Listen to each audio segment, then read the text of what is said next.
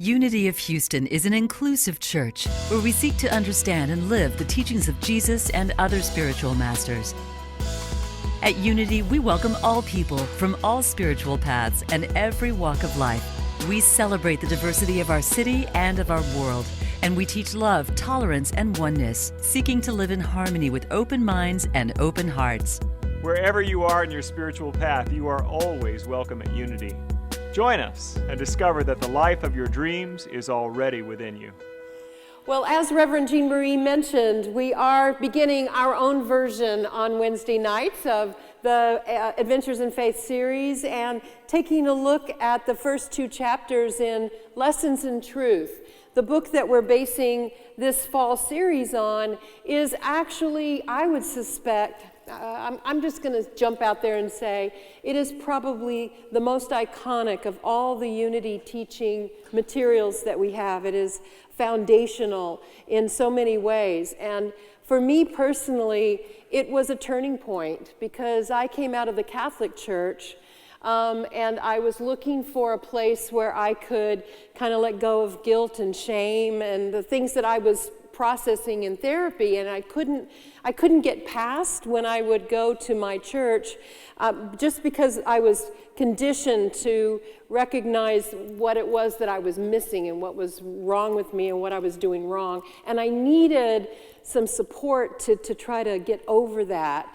And so in 12 steps, someone has suggested that unity was very consistent with 12-step theology, and I thought that I could kind of maybe have that escape here. And so I came into this building. This is where the main sanctuary was in those days, and came in and heard a message that really did lift me up, and it really did make me feel good, and it really felt right to me. But it took me a while to begin to trust that there was there. Do you know what I mean?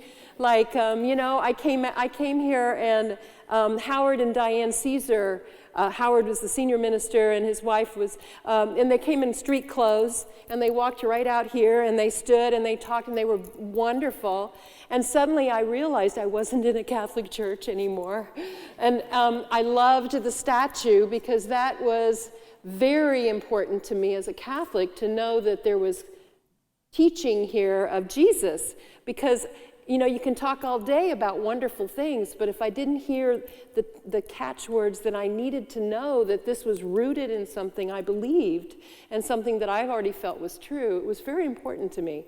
And so then I realized how attached I was to vestments and altars and tabernacles and burning candles, and then I realized that's where I'm going to have to find this truth myself. I'm going to have to know that when I'm hearing truth and what I'm ready to hold and to take in, and what I may just have to question and set aside for a while, maybe grow into, or maybe never really use. And so finding my own way was actually part of my therapeutic process at that time, but it also became part of my spiritual process. And so as a few more years evolved and I felt I had a calling, I was inspired to pick up Lessons in Truth and read it cover to cover so that I could understand what these spiritual principles were that I was hearing about and wanting to know if I could really take them in. So I took the book and I read it paragraph by paragraph, and every paragraph I would stop and I would read it, read through it, and I'd ask myself, can I believe this? Do I believe this? And I would read it over and try to feel it. And then my next question would be, could I teach this to someone else? And I didn't go forward to the next paragraph until I could say yes to both of those. Because I was predicating changing my whole life, my whole career, my family, everything. I didn't want to go halfway down the road to become a Unity minister and go, you know what, I don't believe any of this stuff. Or, oh, that's a deal breaker. I didn't know that was what we had to teach. I needed to know what this was all about. So Lessons in Truth was really important to me. And it was really powerful because in the book, and if you haven't, how many of you have a copy of Lessons in Truth? Yeah, about half of you do. If you're interested, I would truly support you in getting a copy of Lessons in Truth and reading through at least the first couple of chapters to see how it resonates with you. It's written right at the turn of the 20th century, so it's very almost kind of quaint language. So the languaging is a little bit not currently the way the ways that she's written things. But what's really powerful is that what she says in there is rooted in scriptural references. And the scriptural references that I was used to reading, even as a Catholic, I wasn't encouraged to do a lot of Bible reading, but there were many familiar scriptural passages that she would use as a reference. But I was used to hearing them as a right and wrong morality teaching. Good people would do X, bad people do Y, right? That it was always about how to be good rather than bad, how to do what pleases God and rather than displease God. I mean, those were the polarities that I was used to reading everything from. I thought the Bible was set up that way. But what she would do when she would take those scriptural references and put them in the context of some idea that she was speaking on, then suddenly when I would read that scriptural piece, it's like it turned over and revealed itself like a caterpillar, turns over and turns up. It was like upside down. It was like, oh, that's what that means. And I would just kind of get a little shiver, like a little sense of realization. And I did that many times in that book because of the way that she's written. Now, I didn't get up here planning to try to sell you a book, but what I want to say is that the reason it's so powerful is because it's so full of truth. Truth. That was a weird thing when I first came to Unity. I didn't know why everybody was all obsessed about talking about truth. I didn't come here looking for truth, I didn't think. But in fact, I did. I guess I always thought that it was all known, that it was all known what God wanted us to do and be, like externally, like everybody knew it. And I was still trying to make sure I was on the right path, that I was doing it right. It was really important for me to do that, and I thought somebody else had done all the study and kind of read between the lines and got the interpretations all down and knew stuff I didn't know.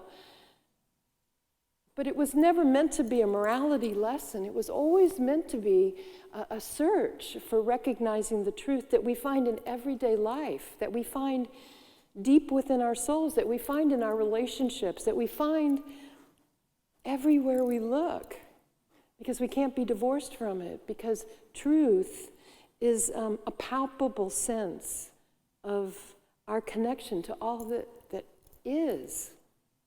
And anything that is true.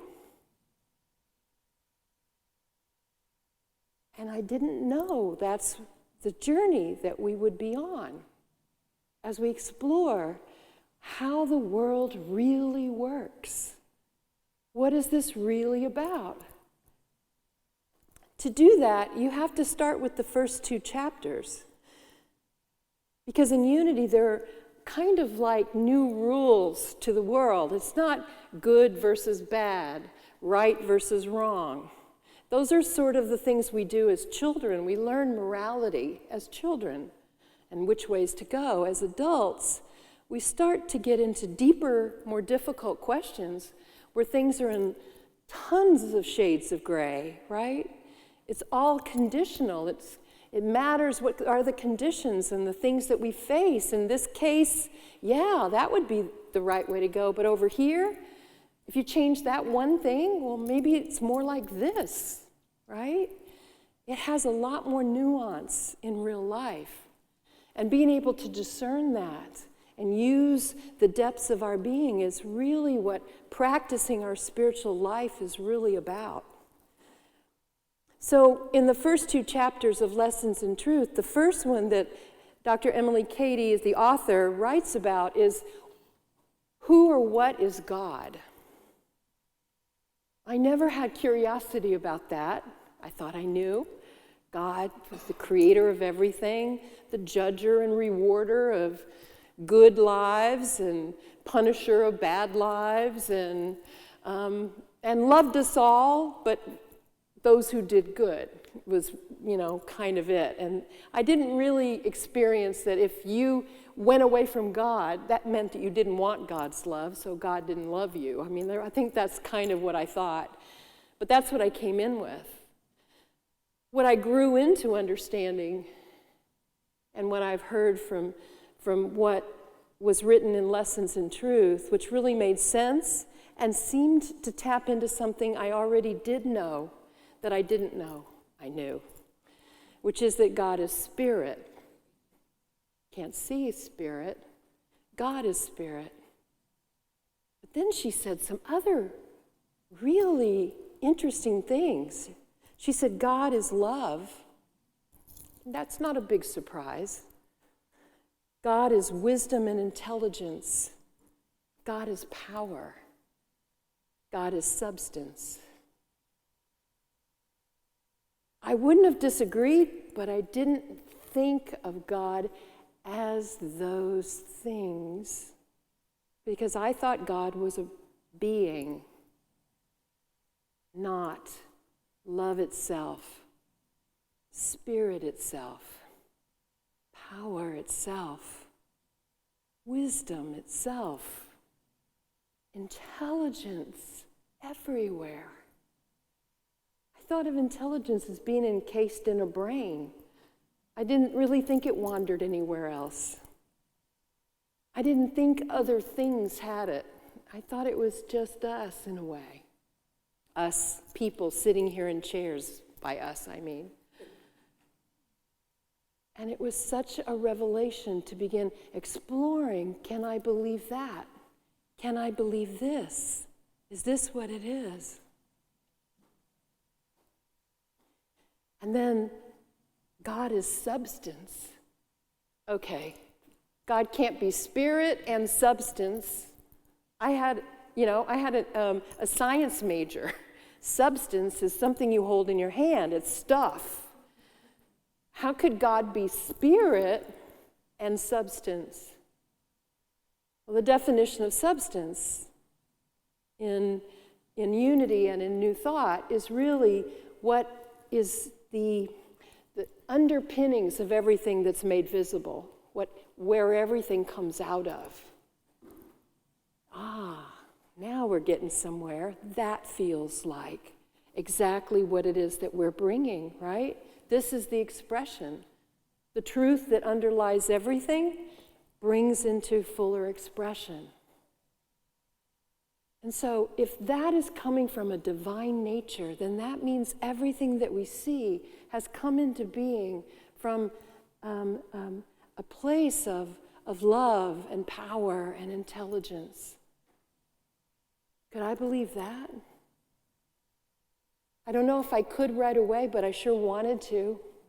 I sure liked the sound of that. It made me feel connected. It made me feel safe.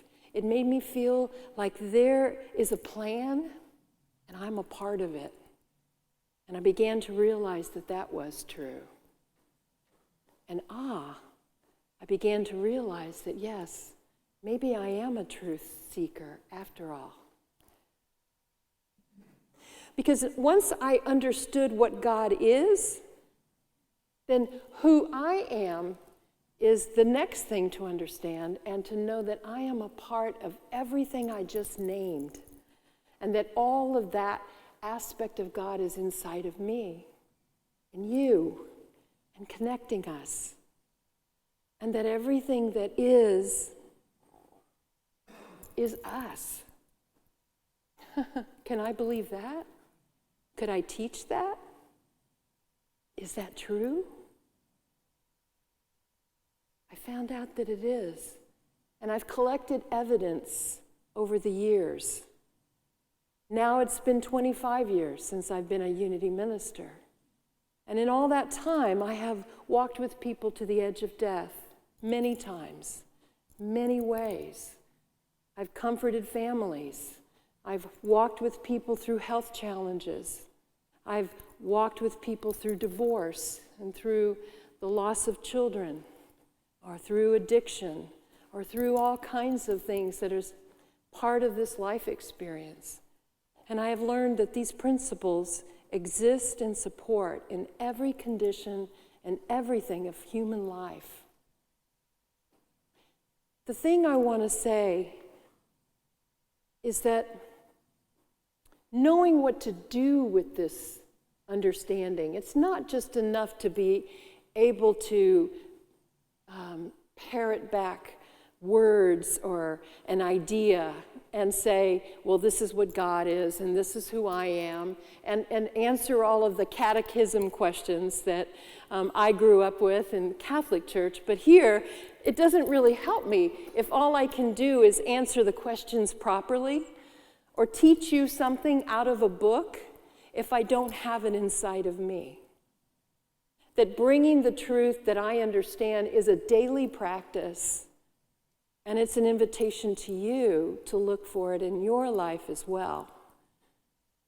But what exactly are we talking about? I'm talking about that mystical connection to something greater than ourselves, that resonant thrill when you realize something is deeply true and you just now heard it for the first time. You just now saw it. You just now felt it. You just now realized it. And it changes you every single time. And so you become equipped with a truthometer. You were born with it, but you awaken it and unwrap it and try to practice using it in the world. When you try to discern for yourself, is this true? Can I use this? Is this something that I believe and feel in myself is right and true? And you're the only one who can practice that and decide, yes, this one I keep. This one might be a partial truth. Maybe I'm not ready for it. Maybe it's not true at all. I'll put it aside until I know for sure what the next thing is. And I start collecting the things that really mean something and the ways in which I know life itself is a powerful, beautiful experience. And it hurts, and it's wet and messy, and it's disorderly, and it comes at the wrong time, in the right ways, brought by things we didn't ask for and others that we prayed for. Right? Life is freaking amazing. And you know what else? Life is God too. And we know we're living that life. So where's God? All mixed up in it. And who am I? All mixed up in it, right? And who are you? All mixed up together, right? That's what this is. It's a joy. It's a challenge. It's a struggle. It's a learning. It's paradise. And it's hell. And it's all because we are all connected to this amazing exploration. So my talk tonight is freed by truth. I'm going back to what Jesus said. When you know the truth will make you free. And what it does is that what he really meant by that, I believe, is that when you recognize the truth of something, you have been liberated.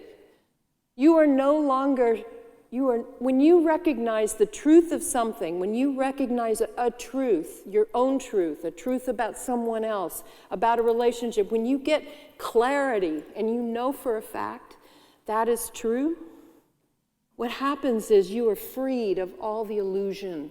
you may have carried, the partial truth, the illusion, the expectations, the fears, or the idealizing, or the whatever. And suddenly you see it clearly, you know what it is, and you are freed. You're freed from bondage for the moment to hold this truth. Whatever is next. And so collecting truths becomes a part of following your own spiritual path. So what I want to share with you tonight is portions of an opening talk I did for all of the colleagues that I knew at the time 2 years ago, June of 2017. I'd come off of serving 5 years on our Unity Worldwide Ministries board, and I was chair of the board, and I got to have the convention in San Antonio, my hometown, because that's what the chair of the board gets to do. And so that's what I did.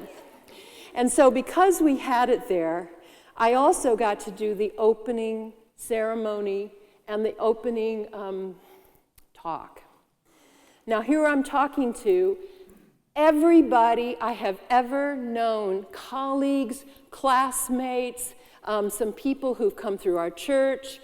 Jean Marie and Mindy were there. Howard Caesar was there. My Unity minister was sitting there. I mean, I would talk about the most intimidating group of people you could probably collect into one room.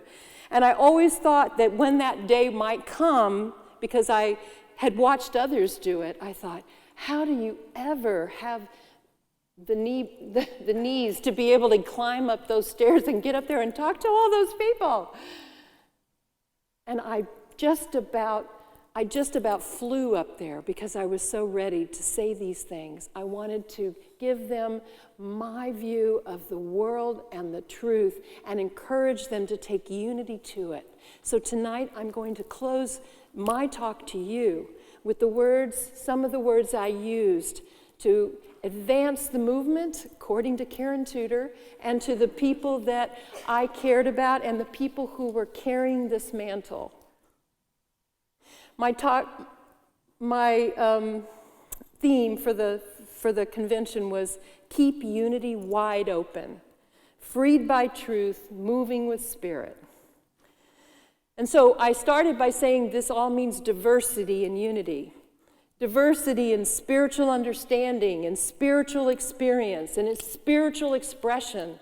We should be diverse in all the ways in our spirituality that we are as human beings, in physical ability, language, race, culture, religion, sexual orientation, identity, and expression. The human expression, even in our politics. Yes, I said that too. We are all unity, and we all belong here. Unity is not a destination religion. We're not trying to get to heaven. We're trying to wake up to it right now. We're not about what to believe, but about how to live.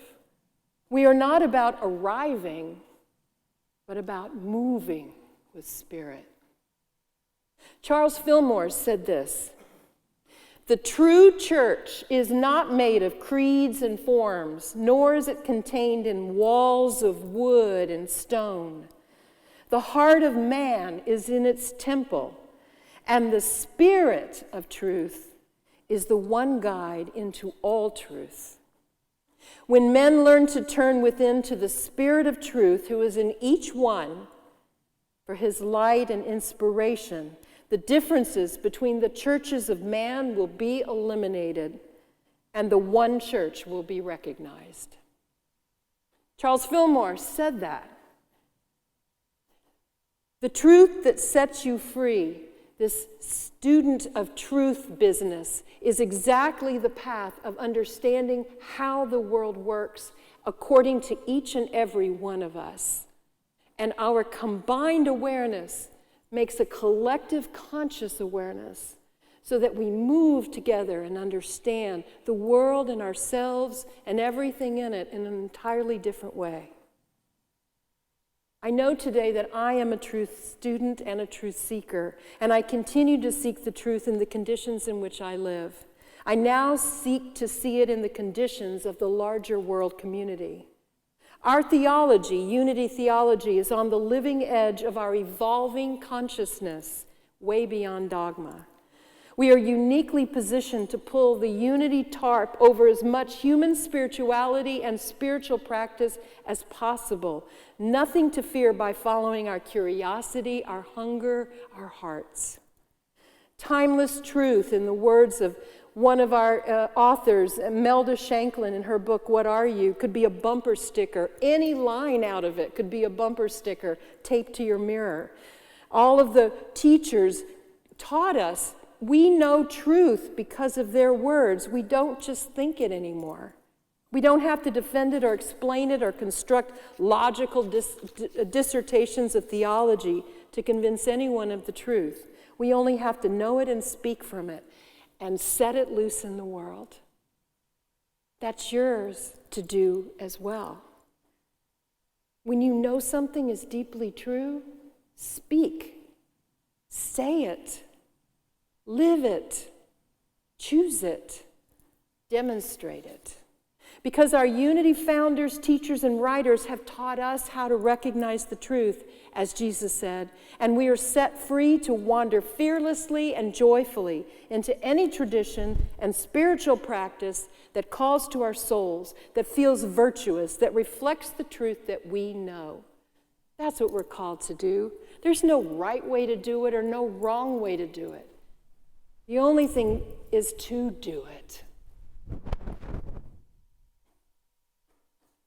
We can study A Course in Miracles or read channeled writings or the Big Book or the Quran or the Bhagavad Gita or the Upanishads.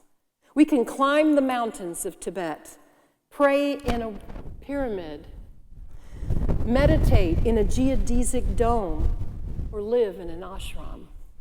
We can kneel on a prayer rug or in a pew, sit on a prayer bench or in poses with our fingers in mudras. We can dance with the Sufis, whirl with the dervishes, chant with the monks, or sing Sanskrit words in kirtan. We can burn incense, or sage, or candles, or pieces of paper into a burning bowl. We can pray in a temple, at the Wailing Wall, in a medicine wheel, on a labyrinth. We can speak in tongues, or Latin, or in pure affirmations. Sit at a Seder table, or channel energy at a Reiki table. Heal with our hands, our words, our minds, our hearts. Don't let anyone tell you what unity is or isn't. Explore it for yourself. Fearlessly, joyfully, with curiosity and awareness of your own heart's truthometer. For once you've known the truth, while it will set you free in the world, it will never set your heart free from recognizing it. You're stuck. You're ruined from living in an ignorant state of denial for very long, ever again. And if indeed someday you do find an outer limit somewhere in your journey where truth is and unity is not, then somehow you will have found a hole in our philosophy. And it will be time for a bigger understanding of what is. And our philosophy will, in that very moment, grow to include it through your new understanding. Keep reading our classic texts and teaching our foundational principles, practicing them, allowing people who see you and follow you, who want what you have, and direct them to what has been your inspiration. Send them to the words that illumined your mind and opened your heart and suddenly leapt out of Scripture and unlocked a truth that no matter how long you have read those words, you never understood them like this before. Stay dedicated to raising the vibration of the Christ consciousness in each and every person you encounter by first knowing it in yourself. And above all, keep your truthometer turned to full on, all the way. For it is today that you will know the truth, and the truth will set you free. Keep unity wide open, freed by truth, moving with spirit, because it is your destiny and because you are charged to do it. And you wouldn't be sitting here today if you weren't. I know that's true. God bless you all. Thank you for watching this message today. I'd like to invite you to join us in person here on campus at Unity of Houston for Sunday morning or Wednesday evening services. If you can't be with us here on our campus, you can still join us live on Facebook or on our website, unityhouston.org, Sunday mornings at 11 a.m. Central.